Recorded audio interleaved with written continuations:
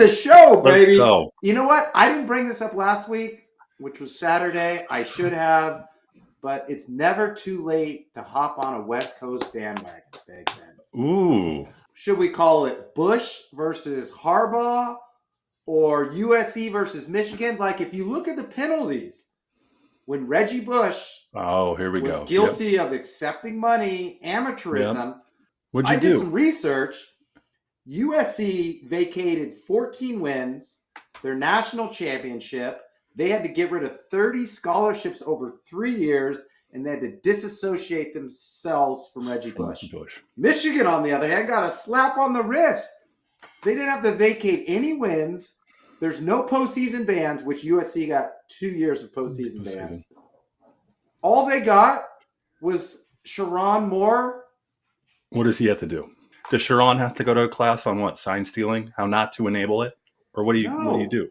He's got a self-imposed 2-game suspension, but he picked week 3 and week 4 versus Central Michigan and Nebraska. Of course. Yeah, you could win those games with your second string out there. But Michigan got off easy. It was too easy. What do you think USC that says? couldn't come back from that.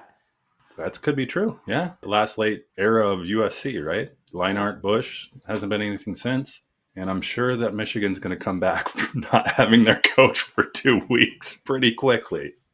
They're missing out on some money. The biggest thing I see is they can't take in the revenue sharing, which could be like $40 million, but some collective and booster, they're just going to get the money another way. What would you have liked to see there, Mr. Your Commissioner Wynn?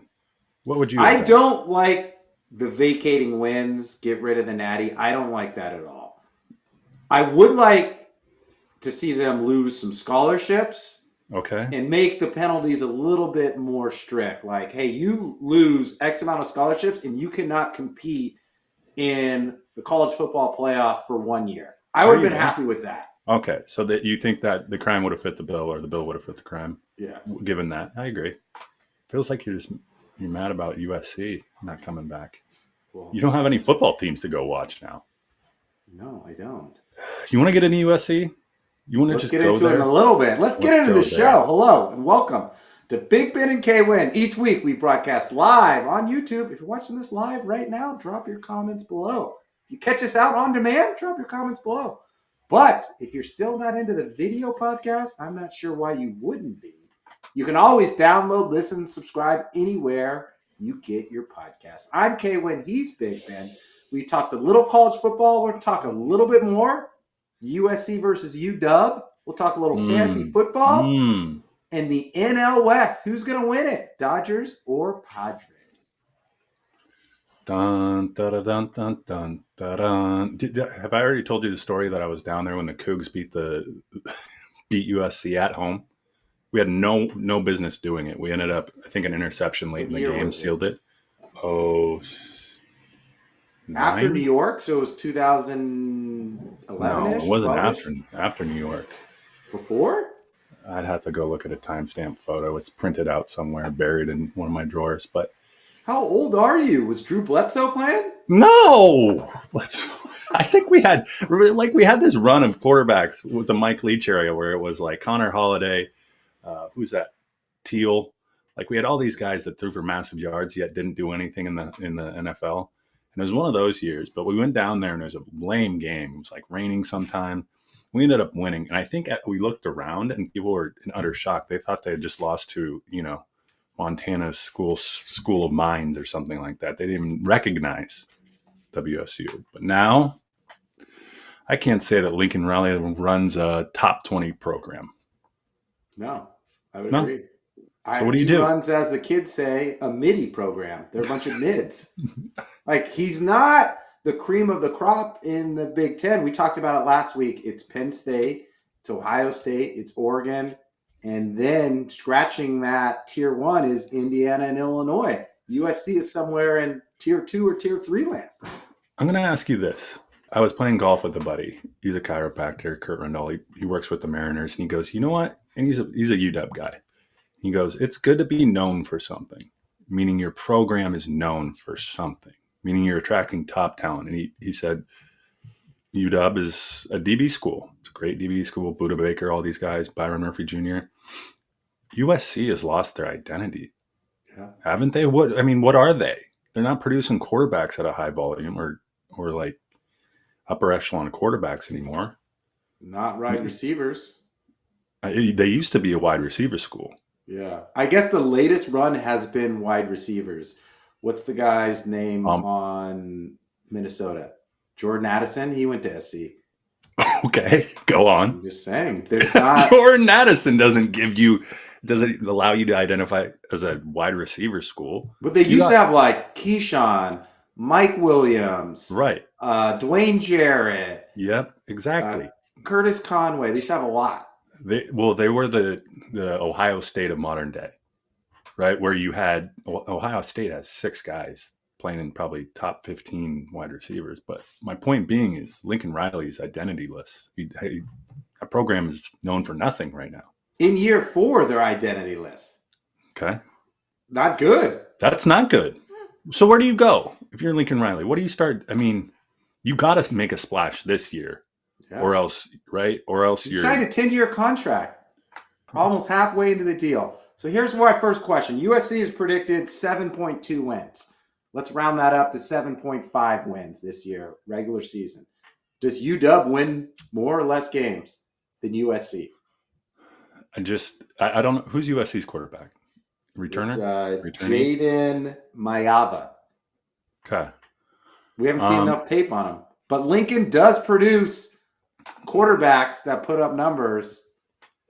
So Baker, Kyler, your boy Spencer Rattler, and Caleb. They all put up numbers under Lincoln. They did. I'm going to go here. I heard a guy talk, he's an analyst with Fox Sports, and he profiled UW's season last year and how they went to a bowl game after you see a coach leave like Kalen DeBoer to go to Alabama, and he takes the contingent of those players that, obviously want to play for Bama but are good enough. Mm-hmm. You're just depleted. Fish had nothing coming from Arizona, really, and he brought maybe 4, 5, 6, maybe 10 guys. But for them to make a bowl game was pretty impressive in his mind, because you're not, you're just meshing guys at this point. Year 2, you saw, or you should see, the quarterback, and I'm going to forget his name. So I think his last name's Williams for UW. Damon Williams Jr. Thank you. He's a stud from everything that everyone's saying. He can go. He can go. He's going to be the one thing he can't throw like Mahomes, but he's got that like dip, get out, find look. He can reset his hips and his shoulders pretty well. UW's I think they've got a good outlook just based on that. Just based on Jed Fish bringing in Bill Belichick. He brought in so many people during the offseason just coming in to watch the program. And I'm a Coug. Like, I shouldn't be saying this. Your mom's a Husky. Grandma was a Husky. Grandma was a Husky. Grandpa went to every Husky game. So I think there's a lot of optimism on Montlake, whereas you can't say the same thing for USC right now. 7.5. UW winning more or less. UW's going to win 9. They'll go to another bowl game. Year 2 of Jed Fish. He inherited U of A in his first year. They went 1-11 the year before, and then it took him 3 years to get his program to a bowl game. I think it was year 3 they went to the Alamo Bowl. I don't think it's going to take that long for him to rebuild UW. They had no defensive pass rush. Williams didn't have a lot of weapons around them, so he got some help. He's got some wide receivers. USC, when I think of them, they lost a lot of one-possession games last year. And what is that? That's coaching. Coaching, yeah. And I don't think they have the offensive line to be successful in the Big Ten, or the coaching, or the identity. So I think UW wins more games. I agree. I mean, USC could easily become an afterthought. Like I don't know, Carrie, what are you going to, Bronny goes there and maybe they're a basketball school now. But Lincoln Riley, I think, I'd like to go back and look at his seasons with Oklahoma and just see how the exit took place. Because USC, I think, going back to what you said about the Pete Carroll era, they're trying to recapture that, and they thought they could with Lincoln, and it's just not happening. My buddy's a big Ducks fan, and he's a big USC hater, but he brings up a lot of good points. Like Lincoln is still the same dude. Like it's offense, it's quarterback, but there's never really any defense or any coaching that gets you like beyond like 10 wins to a bowl game or a playoff and in top 5. And that is going to be even more important in the Big Ten when you're playing these power schools and a schedule that is not going to allow you just to outscore people like the old school Pac-12 West Coast offense. You can't do that in the Big Ten. Thank you. Kirk Ferentz, is he still coaching Iowa? I think he is. He's still there. Kirk Ferentz is going to look at USC and go on the schedule and go, we're going to run the ball 742 times right down their throat, 3 yards at a time. We're going to go for it on fourth. They're going to get 6 possessions, and we'll shut them down. And that will be the formula. Going back to Oklahoma, like you're right. That's a big. I think they're in the Big 12. They're in the SEC now. I know, but they were in the Big 12 Yes, when Lincoln was there, right? And that's more of a run and gun, shoot them, outscore them type pace. So you're right. I think Lincoln hasn't he hasn't shed that persona, and he's still trying to recreate it over at USC. And the transition is, you see a lot of offensive players come from the West Coast, defense from the East Coast, and then like the big bodies come from the middle of the country.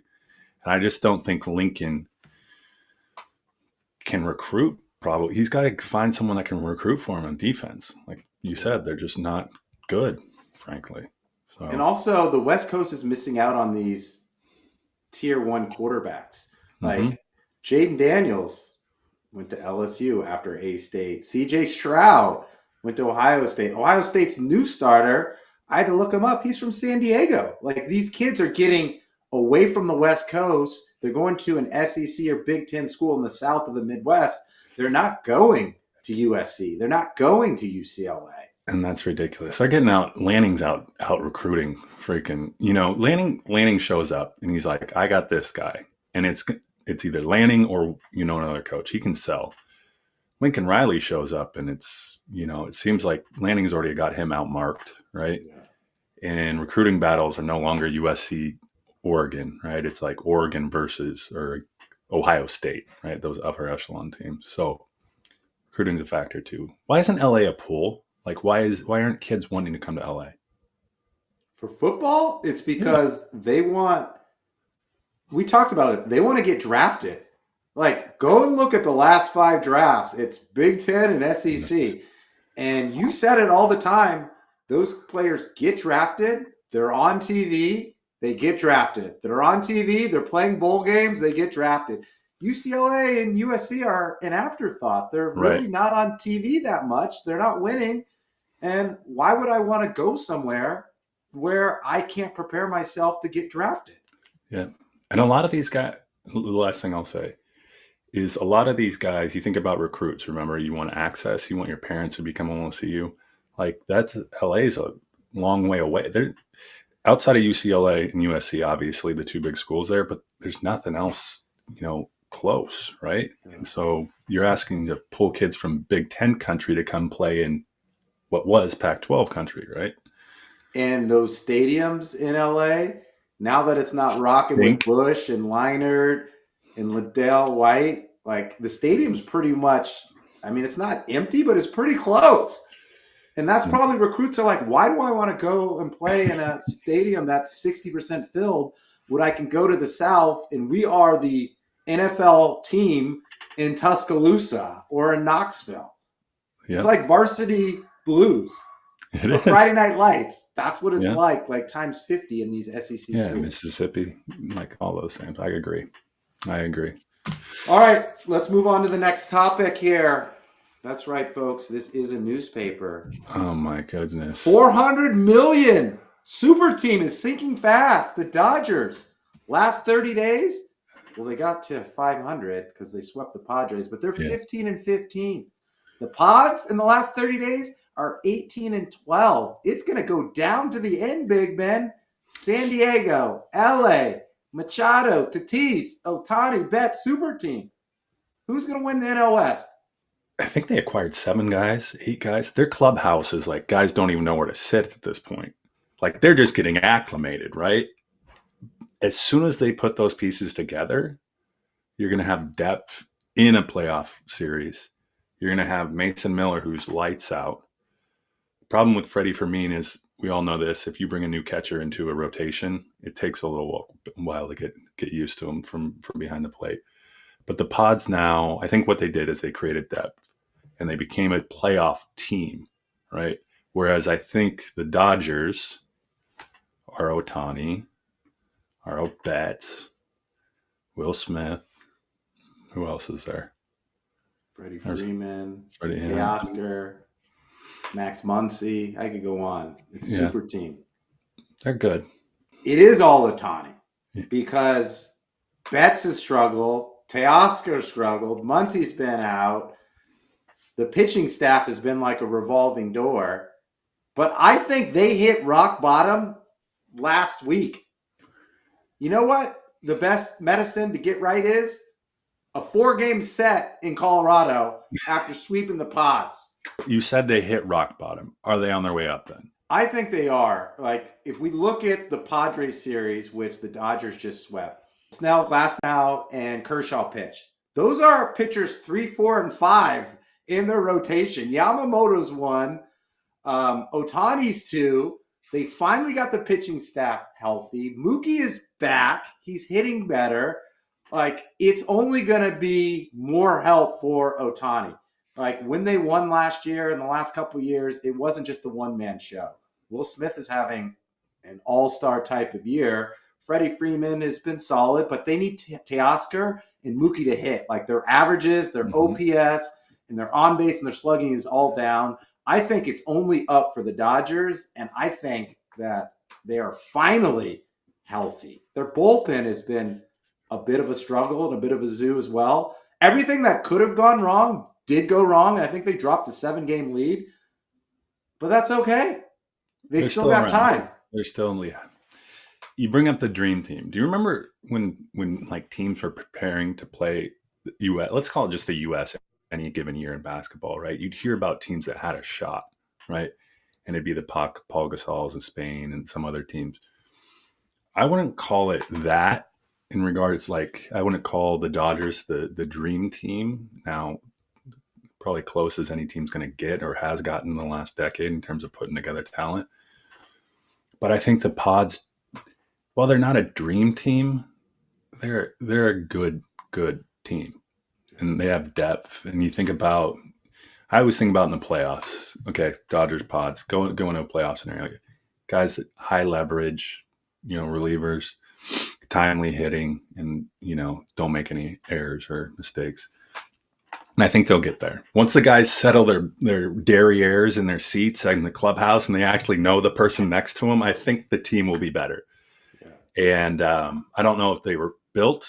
You got to ask yourself, were they built to take down someone like the Dodgers? I'm sure after doing that many moves, you had to have something in mind. You're building something to beat something, right? Well, they have Tatis. He's the biggest Dodgers killer of all time. Right. And if he gets hot in a series, you've got the pieces behind him with Arise and Machado and Jackson Merrill and O'Hearn. And they picked up Ramon Lorenzo or something like that. So it's going to go down to the wire. It's going to be fun. How long is the drive from San Diego? It should be 2 hours, but depending on when you leave and what time, it could be like closer to 3 with traffic. Are those games in Seattle? Both games in Seattle. We end with the Dodgers, which... You can go see Ohtani? I just looked. The tickets... I mean, the greatest player of our all time in our lifetime. You got to be able to say you've seen him live. I also thought about this. Take me back to Babe Ruth, and I want to see what the clubhouse looked like when Babe Ruth was going on. Just because I want to see if it's compared to Ohtani in the level of like... Nowhere near it. Ohtani's like an international superstar. I know. He's bigger than Well, think K-pop, about this. Think about K-pop. Justin Bieber, Toy Story, Beatles. He's bigger than all of that.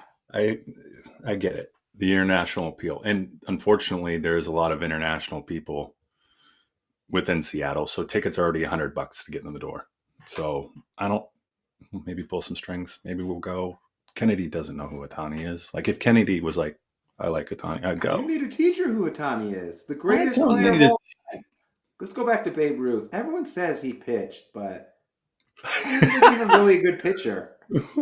Come on, okay. Well, let's not disparage Babe Ruth so Ohtani looks better. Let's not I'm go just there. saying. We got to Let's not fact go check there. this. I don't think Babe Ruth definitely Let's not wasn't go throwing there. 150 innings. I got a keeper situation. Okay. Okay. I have Gibbs on my team. Do I keep him? How many people do you get to keep? 2. 1 at each wide receiver, running back, or tight end position. You get So who are you keeping?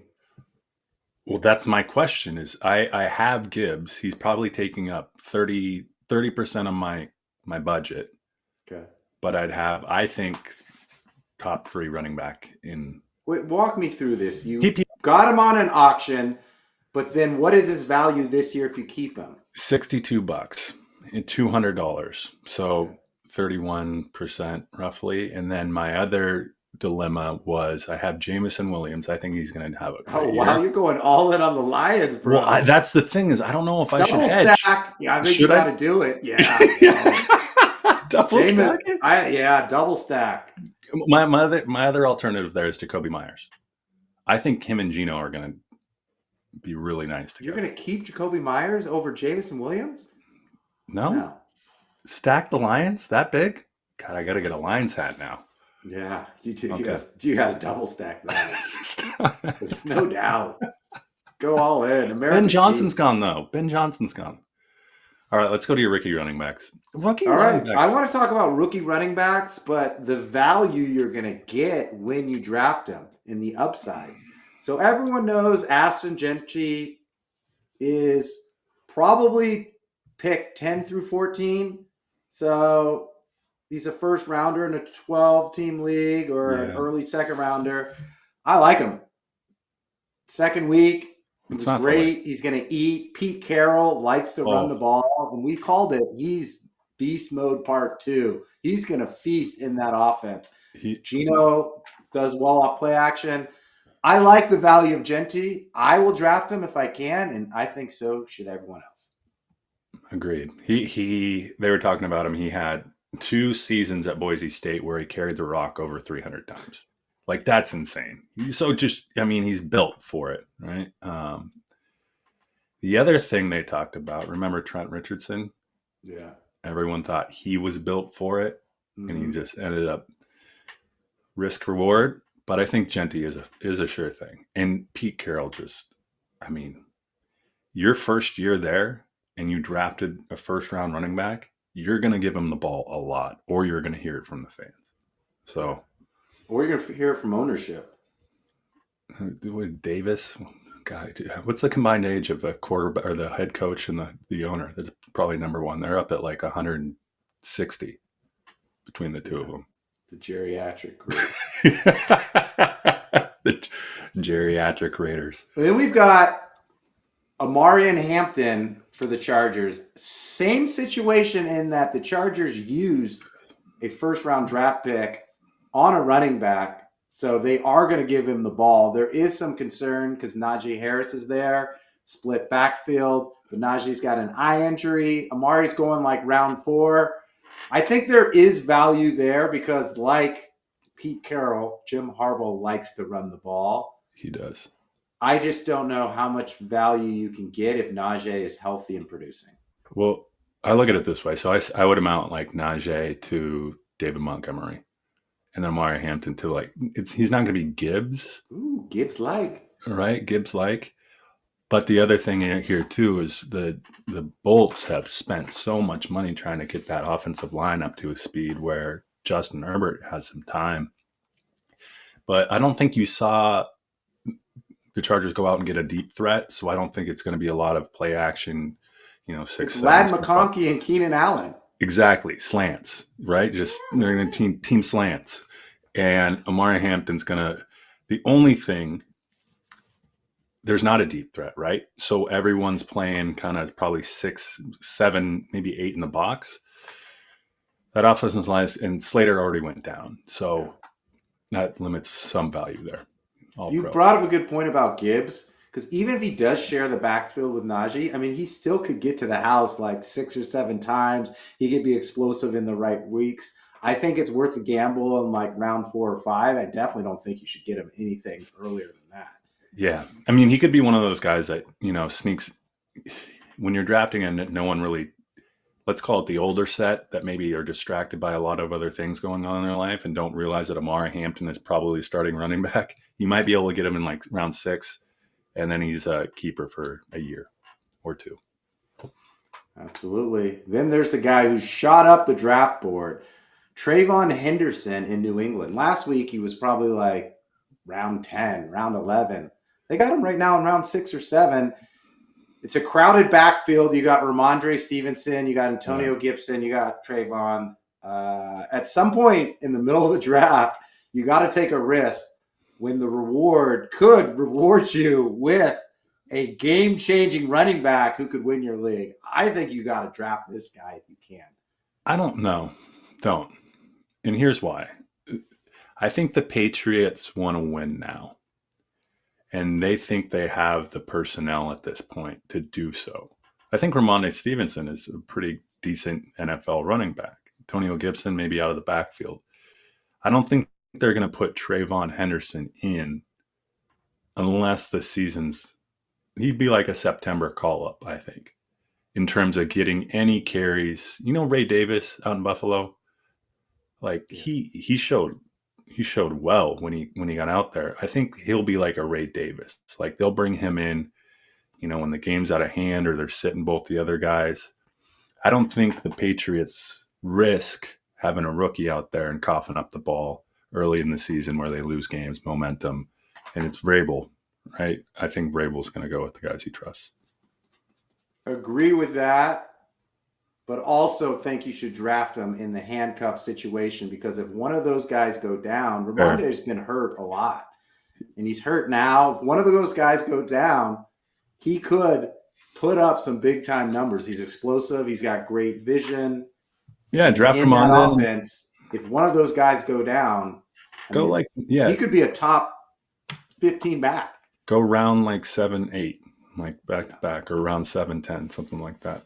Who you got next? RJ Harvey, Broncos, round 9. He's got to share the backfield with J.K. Dobbins, but everything that I'm hearing out of Denver, dynamic pass catch threat. He can run. He's getting a lot of action right now. I think he could leapfrog Dobbins, who also has a history of getting hurt and breaking down as the season. You think Dobbins has the gingerbread man out there just. And if you think of what Sean Payton did for running backs when he was in New Orleans, like, he loved to throw to Kamara, he loved to feed Kamara. So I love RJ Harvey. I think you're getting great value if you get him in round 9. I might even get him a little earlier than that. Agreed. I think between far more than Henderson. The competition significantly less. Dobbins they're going to ease him into it, and Harvey. They got rid of what's his name, Williams, Javonte Williams. For a reason was he couldn't really catch out of the backfield. So getting Harvey, and Bo Nix is coming into his own a little. People like Bo Nix. They're high on Bo Nix. Cortland Sutton, Mims. They just got who's the pass catching tight end from Jacksonville? I can't think of his name. Evan Ingram. Yeah. So, I mean, there's pieces there. And I mean, the Broncos caught fire a little bit last year.